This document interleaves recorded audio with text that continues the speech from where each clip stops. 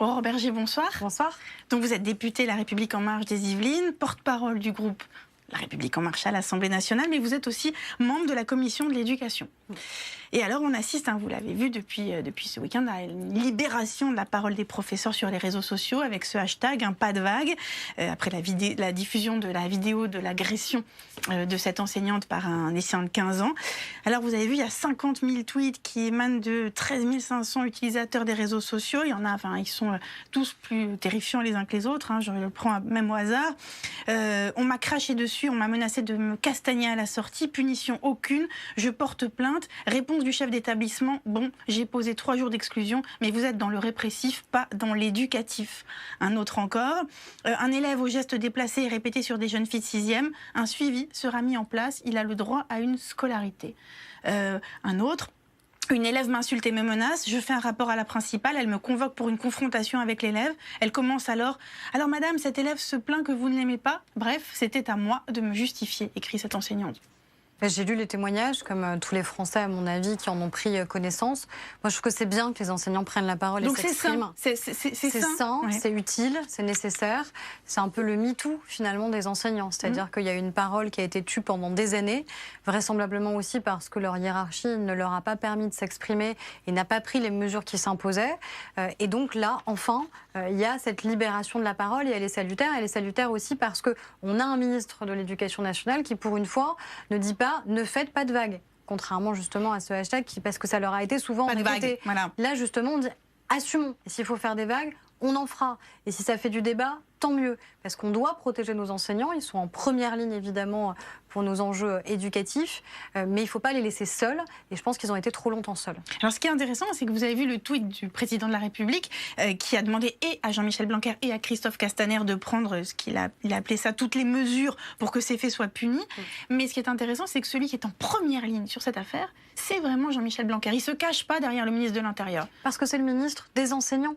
Et donc forcément, c'est lui qui doit aussi être en première ligne. Et parce qu'en plus, il incarne ça depuis le début, depuis qu'il est arrivé à ce ministère. Il incarne aussi la question du rétablissement de l'autorité. C'est pas quelque chose de ringard, l'autorité. Si vous n'avez pas autorité sur votre classe, vous n'avez pas la légitimité à enseigner, la capacité à transmettre. Et ça, Jean-Michel Blanquer l'a tout de suite mis en place quand il a redit à un moment les fondamentaux. Les fondamentaux, c'est savoir lire, écrire, compter et respecter autrui. Respecter autrui, c'est respecter évidemment ses camarades de classe, mais c'est aussi respecter son enseignant.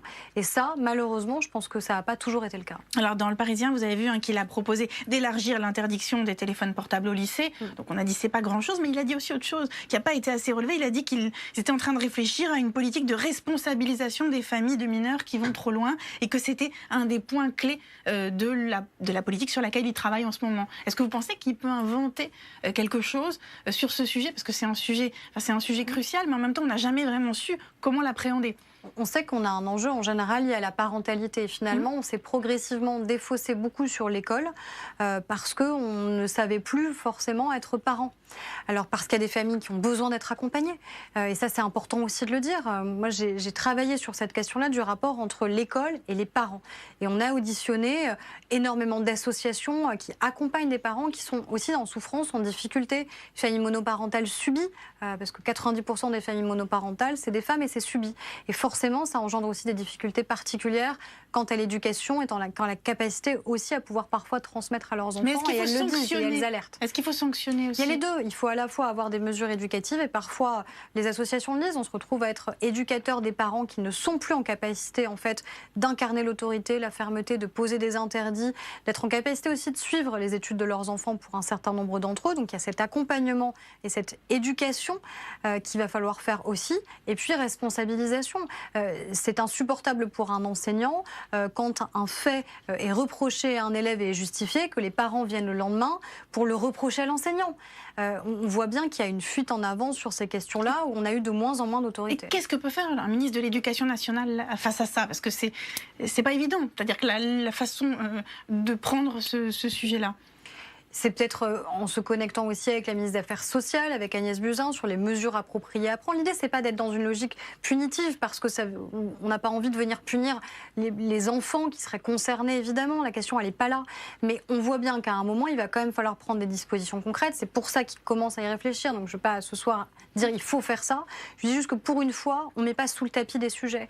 Et il a fait la même chose sur la question de la laïcité. On a eu un rapport très inquiétant qui a été rendu public par les renseignements français sur les atteintes graves à la laïcité. Oui, qui a été révélé par Europe, absolument. Et ça, c'est une bonne chose. Encore une fois, le ministre aurait pu dire on ne fait pas de vagues, on n'en parle pas, on ne commente pas, on n'alerte pas. Non, il a dit je connais ce sujet, j'ai mis en place les unités laïcité pour que les enseignants et les directeurs d'établissement soient en capacité de répondre, et ces faits sont suffisamment graves pour qu'on les sanctionne.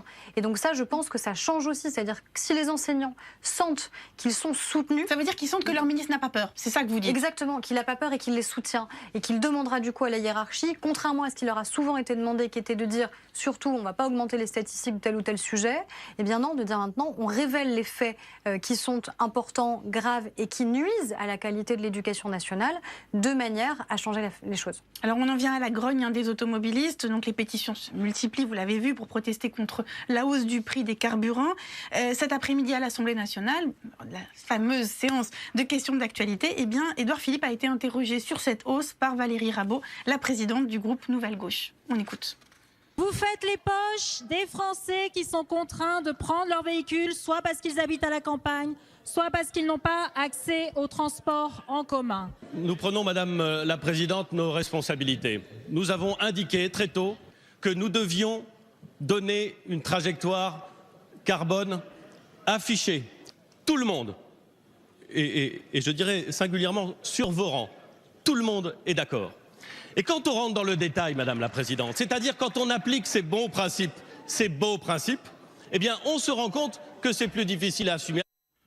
Aurore Berger, c'est une taxe écologique ou alors que c'est un moyen, comme un autre, de renflouer les caisses de l'État?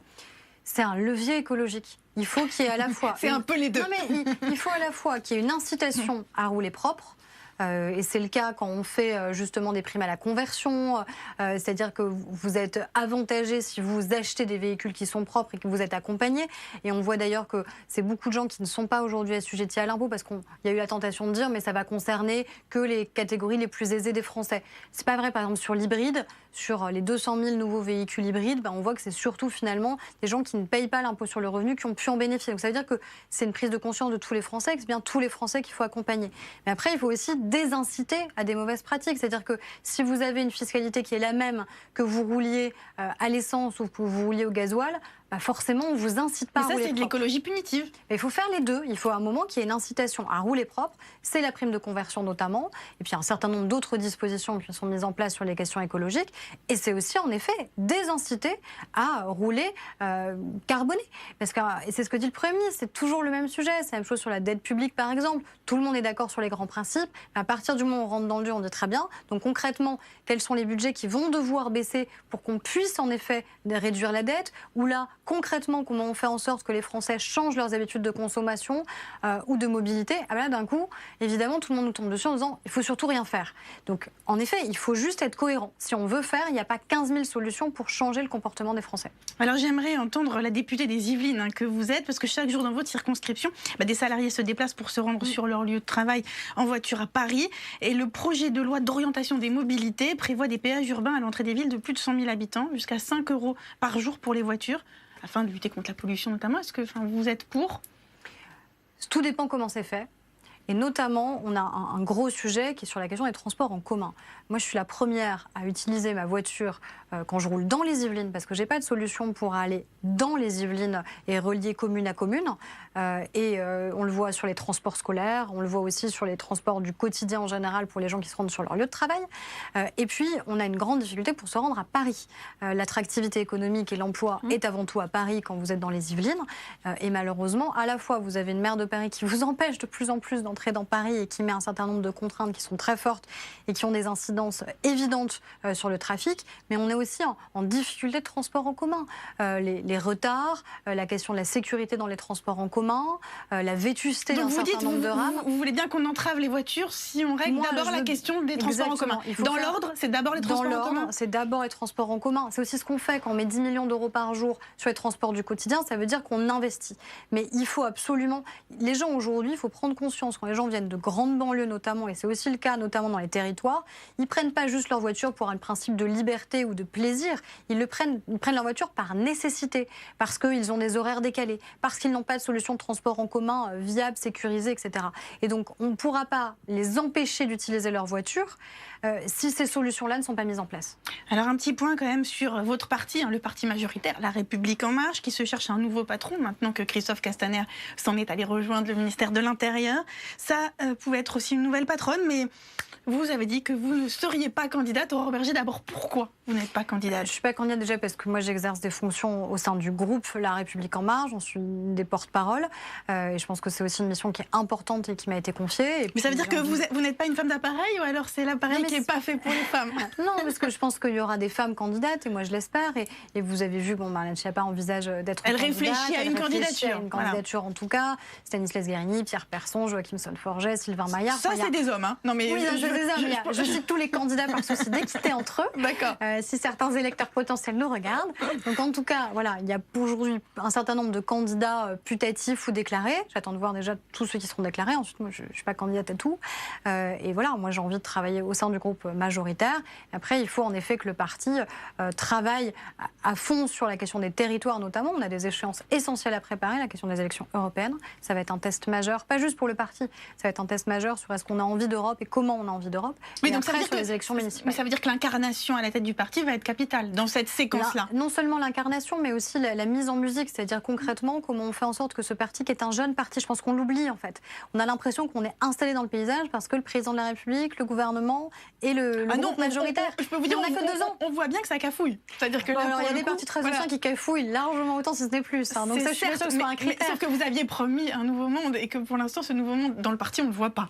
Le nouveau monde, non, c'est pas vrai, parce que le nouveau monde, moi, je le vois dans le parti concrètement, parce que j'ai appartenu pendant longtemps à un autre parti politique. Moi, j'ai jamais vu développer, par exemple, des projets citoyens dans les partis. J'ai jamais vu des adhérents tirés au sort pouvoir voter pour le président de leur parti. C'est mieux que l'UMP. Ça, c'est certain. Je sais pourquoi je suis partie, pourquoi je suis bien là. Mais en tout cas, ce qui est certain, c'est qu'il y a des nouvelles pratiques qui se mettent en œuvre. Elles mettent forcément un peu de temps. On oublie, encore une fois, je vous le dis, qu'on est un jeune parti, on n'a que 2 ans d'existence. Et là, tout notre enjeu maintenant, c'est de transformer tout le capital qu'on a eu pendant les présidentielles et législatives pour les municipales et pour se structurer durablement. C'est pas un one-shot, La République En Marche. Il faut qu'on soit là pour s'installer dans la durée sur les territoires. Alors, est-ce qu'on peut être ministre et président de parti? Est-ce qu'il ne faut pas que le délégué général, parce que c'est comme ça qu'on appelle le patron de votre parti, soit à temps plein patron? Moi, je pense qu'il faut qu'on ait quelqu'un qui puisse être consacré à plein au parti. Si c'est un parlementaire, il faut qu'il fasse en sorte, évidemment, de consacrer l'essentiel de son temps à cette mission-là. Plus un ministre. Je pense que c'est compliqué parce que vous avez toujours le risque potentiel de dire de quelle place vous parlez déjà. Est-ce que vous parlez en tant que patron du parti ou est-ce que vous parlez en tant que ministre? Ça, c'est quand même une difficulté à laquelle on vous renvoie régulièrement. Moi, c'est vrai que quand Christophe Castaner a été candidat, moi, je l'ai soutenu parce qu'il a permis aussi cette campagne présidentielle et parce qu'on s'est tous dit qu'honnêtement, c'était compatible. Et on a bien vu les difficultés à laquelle on le renvoyait. C'est pas parce que lui n'y arrivait pas, mais c'est que tout simplement, on le renvoyait systématiquement à cette double casquette en disant concrètement, bon, là, il parle de quelle place? Et j'ai un peu peur que ça se répète si c'est un ministre. Après, ça peut être aussi un ministre qui fait vraiment le choix de se consacrer à plein au parti et de quitter aussi ses fonctions ministérielles, si tel est le cas. Voilà, par exemple, Marlène Schiappa, si elle voulait vraiment poursuivre dans cette idée, pourrait quitter son job de ministre. En tout cas, je pense qu'on a besoin de quelqu'un à temps plein. Ce parti le mérite. Alors ce samedi, il y avait un colloque de La République En Marche en région parisienne pour tenter de définir la ligne politique du parti. Christophe Castaner a défini le progressisme. On écoute. Notre progressisme, c'est revenir à la conception initiale de la gauche sociale, celle qui voulait libérer les citoyens de leur chaîne et apporter la liberté dans la vie des plus pauvres. Notre progressisme, c'est revenir à la conception initiale du libéralisme, celle qui refusait les abus, les privilèges, les monopoles, la concentration du pouvoir dans les mains de quelques-uns. Notre progressisme revient donc d'abord à conjurer le meilleur de ces 2 traditions d'idées. Donc voilà, hein, le progressisme, un mélange de gauche sociale et du meilleur du libéralisme. Ça vous va? Oui, je pense que c'est une définition. La femme de droite que vous étiez n'est pas hérissée. Moi, j'ai toujours été libérale. Et je me suis toujours sentie à l'étroit dans le parti qui était l'UMP puis les Républicains. Mais parce vous n'étiez pas très gauche sociale. Non, mais tout dépend ce que vous entendez. Encore une fois, comment on le définit. Ce que fait Jean-Michel Blanquer au sein de l'éducation nationale, quand on dédouble les classes de CP en REP+, est-ce que c'est de gauche ou est-ce que c'est de droite? On peut dire quelque part c'est de gauche parce qu'on va cibler ceux qui sont les plus en difficulté sociale. On peut dire c'est de droite parce que c'est la valorisation du mérite. Bref, c'est inclassable. Ce qui compte, c'est que ça fonctionne. Et ça fonctionne et on a des vrais résultats. Moi, je suis une libérale et c'est pour ça que je me suis reconnue dans La République En Marche. C'est-à-dire on casse les effets de rente, on arrive à libérer progressivement les énergies dans notre pays, on fait confiance aux gens et aux individus pour qu'ils se prennent en main. Et par contre, évidemment, on met en place des filets de sécurité pour celles et ceux qui sont les plus fragiles. C'est cet équilibre-là entre plus de liberté individuelle et plus de protection. Alors un petit mot sur le président. Emmanuel Macron s'est rendu hier auprès des habitants de l'Aude après le drame. Il leur a dit « Je suis fier de vous ». Il y a véritablement quelque chose, il y a une inflexion, parce que c'est le même disait à Colombey-les-Deux-Églises, le pays se tiendrait autrement si les Français arrêtaient de se plaindre. Et là, on sent que véritablement, il montre sa compassion, son empathie. Il va toucher les gens, au propre comme au figuré. Est-ce que c'était bien de voir Emmanuel Macron comme ça? Est-ce que c'était attendu pour vous et pour les Français? Je pense que c'était déjà attendu par les habitants de l'Aude qui avaient besoin aussi qu'à un moment le président de la République lui-même se déplace après que le Premier ministre se soit déplacé parce qu'ils ont vécu une épreuve terrible. Il ne faut pas oublier qu'ils ont vécu quand même un attentat et qu'ensuite ils ont vécu ce sinistre dramatique. Donc ils sont doublement frappés dans un délai extraordinairement court. Donc je pense que c'est utile dans ces cas-là que le président de la République soit évidemment en empathie et puis apporte des solutions parce qu'il n'est pas venu seul, il est venu avec le président de la Fédération des assurances, on a pris des dispositions pour que très vite soit reconnu en état de catastrophe naturelle, donc ça veut dire que tout de suite les gens puissent réémerger et reconstruire leur vie quand ils ont tout perdu. Après, moi, j'ai toujours vu le président de la République en empathie. Enfin, moi, j'ai pas l'impression de découvrir un autre homme quand je vois ces images-là. Non, mais il peut montrer d'autres côtés de lui-même. Là, on sent oui, mais c'est pas incompatible, en fait. Qu'il y a une vraie volonté de montrer qu'il aime les Français. En tout cas, il veut renouer ce lien. Parce que ça a toujours été le cas. Vous n'êtes pas président de la République si vous n'aimez pas les gens et les Français et tous les Français. Parfois, vous pouvez oublier de le montrer. Parfois, voilà. Non, mais parfois, il a un discours de vérité, tout simplement, qui est honnête, qui est sincère, qui est compréhensible aussi des Français, qui, moi, m'a honnêtement jamais choqué, parce que je trouve que ça reste toujours extrêmement poli, courtois, et en plus, ça reste vrai. Donc, en effet, quand il dit aux Français, parfois, on traverse la rue. Bah oui, mais moi, je peux vous dire que les chefs d'entreprise que je vois dans ma circonscription, et je pense que vous pouvez faire le pari en allant voir ceux qui sont pas loin des studios, et vous verrez qu'il y a un certain nombre d'entre eux qui vous disent au quotidien qu'ils ont des difficultés de recrutement, et à tous les échelons de recrutement. Donc ça ne veut pas dire que ça suffit toujours de traverser la rue, ça veut dire qu'il faut accompagner les gens avec de la formation professionnelle notamment, mais ça veut dire aussi qu'il y a de l'emploi non pourvu dans notre pays. Alors sur le terrain, justement, puisque vous me parlez de votre terrain, eh bien depuis plusieurs semaines, les marcheurs, les élus, les militants ont de plus en plus de mal à convaincre. Le 7 octobre, les caméras de BFM avaient suivi le député de La République En Marche, Patrick Vignal, dans sa circonscription dans l'Hérault. On regarde. Il va arriver, notre ami Patrick Vignal. Fallait venir dans les Yvelines. Voilà. Voilà, on viendra dans les Yvelines la prochaine fois, Aurore Berger, je pense. Est-ce que nous avons Patrick Vignal? Eh bien non, Patrick Vignal n'est pas là. Alors voilà, on a Patrick Vignal. En fait, Patrick Vignal est là. Je trouve que Macron ne tient pas ses promesses. Et laquelle il a pas tenu, par le madame? pouvoir, il a toute ses puissances et il est méprisant. J'étais Macron compatible, mais depuis les questions de retraités et tout, je reçois des messages, et donc moi j'ai fait un recul. Bon, j'ai du boulot à convaincre. Ah, t'as du boulot. Mais j'ai de l'énergie. Est-ce que vous aussi, vous rencontrez des difficultés dans votre circonscription des Yvelines, Aurore Berger? Mais c'est normal. C'est normal que les gens, au moment, s'impatientent en disant, bon, concrètement, moi, ça change quand? Et donc, forcément, en fonction des catégories de gens aussi que vous rencontrez, les chefs d'entreprise qui vous disent, ah bah c'est super, enfin, j'ai plus le RSI, ça a changé ma vie et c'est en train de se mettre en place. Des gens qui bénéficient de la formation professionnelle, ils sont contents. Des parents d'enfants qui voient que en CP, ils ont des classes qui sont divisées par 2 en nombre d'effectifs. Donc là, ils voient concrètement les choses. Et puis, il y a des gens qui voient, en effet, que leur CSG a augmenté. Et c'est à nous d'expliquer pourquoi elle a augmenté, pourquoi on a fait ce choix-là. Et moi, j'assume de le dire même de manière manière proactive. Tout simplement parce que je l'ai défendu pendant ma campagne législative. C'était pas le plus simple d'aller voir les gens, d'aller sur les marchés en disant voilà, on va augmenter votre CSG. Forcément, il y avait des discours qui étaient plus populaires ou démagogues. Par contre, nous, on l'a fait en responsabilité en disant grâce à ça, on va pouvoir baisser les cotisations sociales. Et là, ça y est, les gens, ils commencent à le voir sur leur fiche de paye. Les gens qui ont vu leur taxe d'habitation baisser, ça, c'est sonnant et trébuchant sur leur taxe d'habitation quand ils l'ont reçue. Donc vous pensez que ça va aller mieux? Voilà, je ne vais pas reprendre l'expression d'un ancien président de la République, ça lui va avoir tes chances. Mais en tout cas, je pense que les gens, ils perçoivent le changement quand ça les touche directement et c'est normal. Et bien maintenant, j'accueille l'éditorialiste Nicolas Domnac pour les questions en plus. Nicolas Domnac, bonsoir. Bonsoir Berger. Oulala, dites-moi, il n'y a pas que dans certaines écoles où il y a des problèmes d'ordre. Dans votre groupe aussi, c'est le désordre, hein, il paraît. Hein. Vous avez des députés qui suscitent des amendements, qui les votent contre le gouvernement. C'est fou, ça. Moi, je l'ai dit en réunion de groupe, donc je peux le dire aussi publiquement. Moi, j'ai regretté que certains amendements existent parce que je pense que ça ne marche pas de fonctionner comme ça, en fait. On est un groupe, on est un collectif, donc il faut qu'on en débatte entre nous. Et quand on en débat suffisamment entre nous et qu'on arrive à convaincre le gouvernement, on a de belles victoires, en fait, sur un certain nombre de sujets. Ça a été le cas sur les enjeux écologiques dans le projet de loi de finances. C'est le cas là, on est en train d'étudier à partir d'aujourd'hui le projet de loi de financement de la sécurité sociale. On a des avancées très fortes, par exemple, pour les agriculteurs. Mais parce que collégialement, on a su le porter. Et ceux qui pensent que en portant de manière individuelle un amendement qu'ils vont ensuite pouvoir valoriser localement, c'est comme ça qu'ils seront réélus. Ça marche pas. Ça marche pas parce que ça nuit au collectif, ça nuit à la lisibilité de l'action qu'on mène. Et à la fin, la dernière fois, les frondeurs, ils ont tous été battus. Donc vous êtes contente quand même de votre patron de groupe, Gilles Legendre. Legendre, c'est le gendre idéal. C'est le gendre idéal. Mais en tout cas, moi, j'avais soutenu la candidature de Gilles Legendre à la présidence du groupe. Après avoir hésité à vous présenter là. Non, honnêtement, enfin, moi j'ai fait le choix. Votre nom était sorti. Le nom a circulé, c'est très aimable que le nom ait circulé. Mais non, moi j'ai pas souhaité me présenter et être candidate. Il y a des femmes d'ailleurs qui l'ont été, Amélie de Montchalin notamment, qui est notre première vice-présidente désormais. En tout cas, c'est un groupe qui est compliqué, on le sait.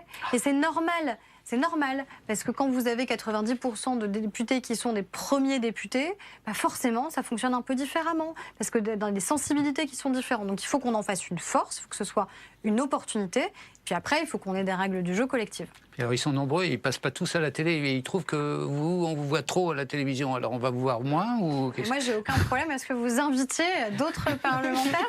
Moi, je suis la première à valoriser le travail des parlementaires et à faire en sorte aussi que d'autres puissent venir sur le plateau. Le projet de finance, on a le rapporteur général Olivier Véran, on a un responsable du texte, Thomas Mesnier, on a un certain nombre de députés qui peuvent évidemment venir répondre à vos questions. Alors vous évoquiez longuement tout à l'heure les questions d'ordre à l'école. Et parmi les sanctions, il y en a une, j'aimerais bien avoir votre avis, qui est assez peu évoquée, une sanction que je trouve éducative, c'est au lieu d'exclure les élèves et de les mettre comme ça en l'air, hein, est-ce qu'il ne serait pas mieux de les obliger à revenir pendant les vacances et de les punir pendant les vacances de Pâques, etc. Vous venez une semaine plutôt que d'exclure dehors. Ça pose aussi une question d'encadrement, tout simplement. C'est-à-dire, ils viennent, mais ils viennent faire quoi? Ils viennent tout seuls. Voilà. Non, ça veut dire que oui, on fait... Il y a des mesures éducatives spécifiques qui leur soient adressées, oui, évidemment. Et puis, on sait qu'on a un droit à l'éducation, évidemment, dans notre pays. Donc, l'idée, c'est pas systématiquement d'exclure. Après, quand on a le cas comme celui de Créteil, ce que j'ai dit, je vois difficilement, honnêtement, cet élève revenir dans cette classe après ce qu'il a fait et quelque part fanfaronner après ça. Ça me paraît quand même très compliqué. La logique voudrait quand même qu'il puisse changer d'établissement et puis qu'il y a un suivi très précis de ce qu'il pourra y faire. Alors, vous avez une façon très positive, vous êtes porte-parole, c'est normal de voir les choses. J'aimerais bien savoir si, même l'intervention, la dernière du président de la République, qui était sépulcrale, est-ce que vous l'avez trouvée quand même bien éclairée, éclairante lumineuse, Aurore Berger. Bon, alors, niveau éclairage, je ne sais pas. Ah bon, d'accord, quand même. Moi, je ne gère pas les plateaux. D'accord. Voilà, le vôtre est très éclairé. On revoit la lumière sur le plateau. Mais ce qui compte, c'est le discours. Ouais. Non, mais attendez, vous étiez les premiers à dire il faut qu'il parle, il faut qu'il s'adresse aux Français. À partir du moment où il s'exprime, là, évidemment, ça ne suffit pas. Donc moi, je trouve que c'est bien qu'il ait repris la parole directement, qu'il se soit exprimé auprès des Français le jour du remaniement, pour expliquer aussi, justement, moi, je trouve ça bien d'assumer, de dire non, c'est pas un tournant. Parce qu'on a un cap et qu'on va le maintenir. Mais vous trouvez que c'est suffisant? Vous ne pensez pas qu'il devrait quand même prendre du temps là, pour nous parler, là, plutôt que soit... Vous voulez qu'il parle aux journalistes? Non, mais non, pas du tout. Ah bon? Alors là, vous seriez le premier journaliste à dire ça. Je n'ai pas envie qu'il me parle à moi. De toute façon, il n'a pas envie de nous parler, Aurore Berger, il faut quand même le dire. Et qu'il y ait des difficultés qu'il rencontre, de comment il se projette. Il parle français quand il va, par exemple, quand il va dans l'Aude, il a fait quoi? Non, mais il fait quoi dans ces cas-là? Mais non, c'est pas. Et du coup, en plus, 9 fois sur 10, il dérape dans ces cas-là. Donc. J'ai pas l'impression qu'il dérape. Non, mais attendez. Moi, je me souviens de séquences d'un certain nombre d'anciens présidents de la République qui n'osaient plus sortir de l'Élysée et qui n'osaient plus aller au contact des Français. Lui, il va au contact et il dialogue avec eux. Eh bien, Aurore Berger, maintenant, parce que c'est la tradition dans cette émission, vous allez découvrir notre boîte. De pioche, c'est ça? Alors, voilà, je vous invite à piocher dedans. Vous choisissez votre question et vous nous la lisez à Nicolas Domnac et moi. Baron noir ou Casa des Papel? Les deux, je regarde les deux. C'est très différent, mais je regarde les deux. Voilà. Vous aimez les braquages et la politique? Parfois, c'est un peu lié. Voilà, en fait, il y a un peu moins de violence. L'un après l'autre. Non, pas en même temps. Mais c'est deux très bonnes séries et il y en a une qui est française. Quand même, ça c'est important. Aussi. Une autre question. Alors. Sucré ou salé? Je ne m'attendais pas à cette question. J'ai envie de dire les deux aussi. Ah non. Mais plutôt fromage ou dessert, Aurore Berger? Je suis d'origine normande, donc plutôt fromage. Ah quand même, voilà. Voilà, j'arbitre. Je prends des décisions importantes sur votre plateau. Là, c'est des décisions absolument cruciales. Merci infiniment d'avoir été avec nous. On a compris que la Normandie aurait toujours le pas. Merci. On se retrouve, nous, dans quelques instants pour la conversation avec nos décrypteurs. Stéphane Fuchs, vice-président d'Havas, et Éric Brunet, éditorialiste à BFM TV et RMC. A tout de suite.